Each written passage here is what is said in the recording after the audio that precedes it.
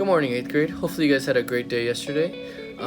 We did talk about the slave uprisings, and that was kind of like the end of what we're going to talk about slavery. We are going to move into a new section, and it's going to be called the Immigrants and the Urban Challenges. So now that we have the South economy booming and we have the Northern economy booming, this is going to attract new immigrants and new settlers. And we're going to start talking about how these people came and how it was a good thing and also how it caused some problems in the U.S. So let's go ahead and talk about that for today.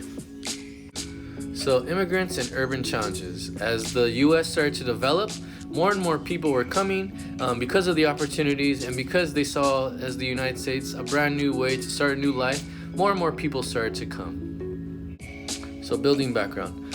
The revolutions in industry, transportation, and technology were not the only major changes in the United States during the mid-1800s. Millions of immigrants, mostly from Europe, swelled in the populations. Some settled in the rich farmlands of the Midwest, while others moved to cities.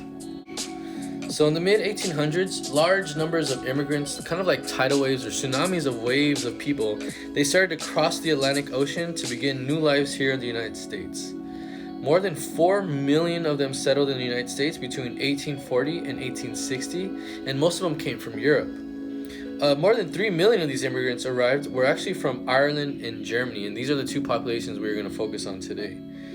Many of them that were coming here, they were fleeing economic or political troubles in their native countries, and they felt like the United States was a perfect opportunity for them to start fresh and start new. So the first people we're going to talk about are the Irish people. So most of the immigrants from Ireland during the period were Irish. By the mid-1840s, this thing called potato blight, which pretty much was a disease that caused potatoes to rot really quickly, and it spread. It was like a disease. It left, and potatoes back then in Ireland were like one of the major sources of food. It left many families in Ireland with little to no food, and the economy was going down, and people were starving. So more than 1 million Irish people died of starvation and diseases within the few years. So because of this, they needed somewhere else to leave, and they needed somewhere else to go. So many of these people that were starving or dying, they packed up all their stuff, gathered all their money, and they migrated to the United States. Most Irish immigrants were very, very poor though. Many settled in cities such as Massachusetts, New Jersey, New York, and Pennsylvania. And because they were so poor and because they didn't have no experience, they worked at a lot of unskilled jobs in the cities, building canals or building railroads. The Irish people were actually one of the people that moved into the United States, and they were one of the main people that started to build the railroads. So thanks to the Irish, because they were the ones that made the railroads for us. While the men were working outside, the women often worked as servants for wealthy families, and they worked really long days. A lot of these immigrants, since they came and they're looking for jobs, a lot of them were working for really low-paying jobs. And they were taking all these jobs and willing to do jobs that most Americans weren't willing to do because of the low pay. Because of this, a lot of Americans started to, discriminate against the Irish because they were mad at them for taking their jobs. But even though the Irish people were poor or they faced discrimination, they were still overall very happy of this new transition to the United States because the United States, they treated them. They felt like they were equal. They felt like they had an opportunity to make a better life for themselves. So even though they were treated badly, they felt that they had the sense of equality and a sense of freedom. That's like kind of what the U.S. based everything on: freedom and equality. The next group of people that came were Germans. So many Germans also came to the United States during this time.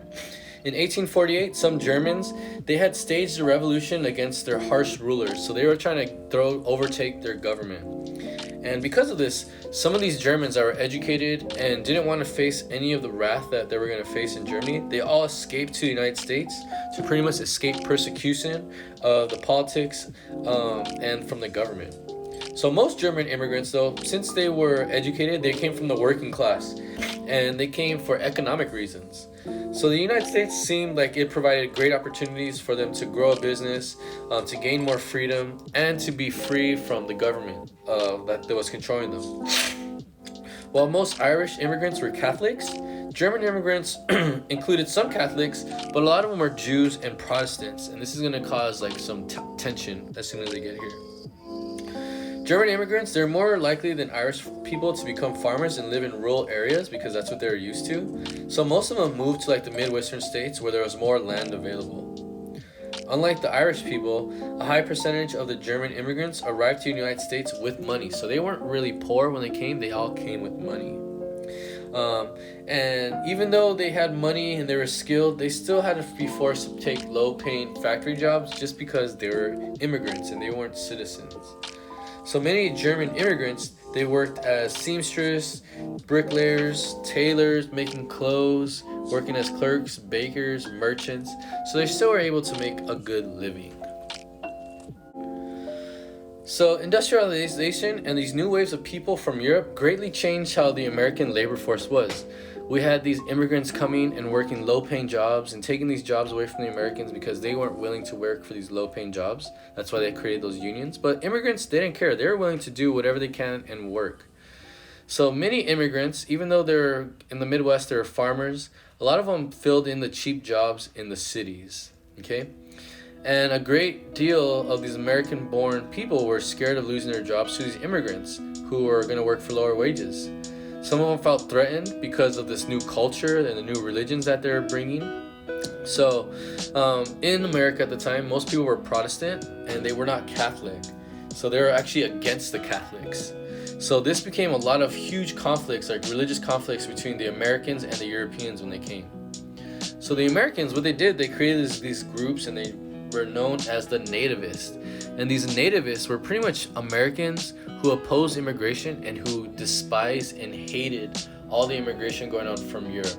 And because of this, they started to treat a lot of these people very badly.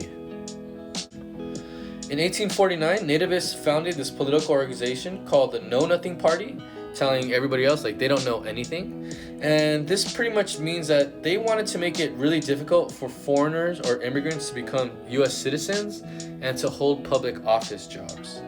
So its members wanted to keep Catholics and immigrants out of public office. So pretty much they wanted to keep all immigrants out of the US. So what they did was they wanted to require immigrants to live in the United States for more than 21 years before they became citizens. And because of this, this allowed not a lot of these immigrants to become part of the system, to get the same rights as everybody.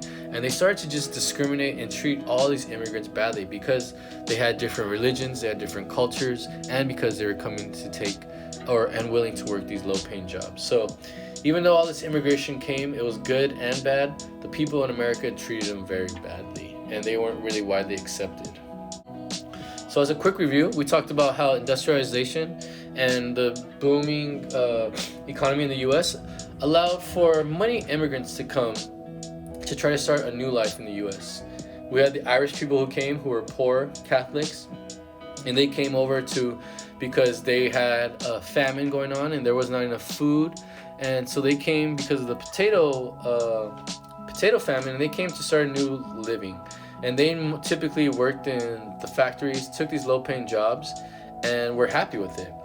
The Germans that came, they came to pretty much escape the government prosecution because they were trying to do a revolution in Germany, and they didn't want to be a part of it, so they left and tried to come over here. Most of them were wealthy, but they still had to work these low-paying jobs. When the immigrants came here, a lot of the Americans despised them and hated them because they were coming and taking their jobs. They had a different culture, different religions, and they just started to treat them badly. They created groups. Nativists were people that opposed immigration or hated the immigrants. They created this Know Nothing Party to try to make citizens or make it harder for U.S. citizens, or make it harder for immigrants to become U.S. citizens. So they just treated them bad, and this is how it was, and this is how it's going to be for the next few years. But that's kind of what we talked about today. For homework, I would like you guys to answer these 3 questions. Number 1, why did the Know Nothing Party try to limit the rights of immigrants? Number 2, why did immigration change the American labor force in the mid-1800s? And number 3, how did the Irish and German immigrants tend to differ? So what were the differences between the 2 groups? So that concludes today's lesson. Oh, my voice cracked. If you guys have any questions, don't forget you can just always message me. I'm here to help you guys. With that being said, hopefully this is making sense, and we're gonna start to see how badly people were treated when they came to America, even though this is land of the free. But anywho, It was very nice seeing you guys yesterday in Zoom, and I'm looking forward to seeing you guys all tomorrow in our Zoom at 11 o'clock. Take care. See ya.